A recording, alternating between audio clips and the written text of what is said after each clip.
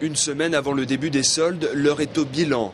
Et pour beaucoup d'enseignes, les fêtes de Noël et plus largement le mois de décembre ont été un franc succès. Comme ici, dans l'une des plus importantes marques de prêt-à-porter masculin, où un achat sur deux en période de fête est pour offrir. Pour le mois de décembre, c'était une très bonne saison, aussi bien que la dernière, voire un peu mieux. Donc le mois de décembre a été très très bien. Même constat dans cette épicerie fine du centre de La Roche-sur-Yon. Pour Claudine, propriétaire depuis 5 ans, le mois de décembre, c'est le mois de l'année à ne pas rater. Sur l'année, ça a été assez moyen. Et puis le mois de décembre a rattrapé un petit peu le retard du début de l'année. Donc je suis très contente. Ouais. Le mois de décembre est un mois très important sur l'année. Mais je mise beaucoup sur des petits produits pas trop chers, originaux.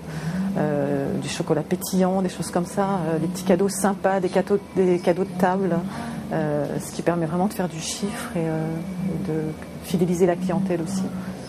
Claudine sait qu'avec le type de produit qu'elle vend, les soldes ne sont pas une période primordiale du début d'année. Par contre, les cadeaux offerts à Noël suscitent la curiosité et Claudine peut d'ores et déjà compter sur un mois de janvier confortable. À bientôt, au revoir.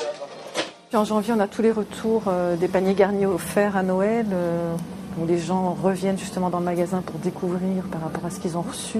Donc ça fait effet boule de neige chaque année. C'est vrai que Noël, c'est important, ça permet après de fidéliser et puis d'avoir une nouvelle clientèle qui découvre le magasin. Dans le prêt-à-porter, en revanche, l'arrivée des soldes, c'est encore un peu plus le jackpot. Car tout se joue durant ces 2 mois et chacun espère poursuivre les bons résultats de décembre. C'est incontournable.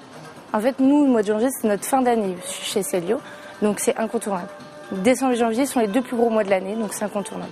On espère avoir autant de monde que l'année dernière, voire plus, on espère plus. À J-7 du début des soldes, les enseignes se préparent à ce qui devrait être, après le week-end qui précède Noël, le plus gros rush de l'année.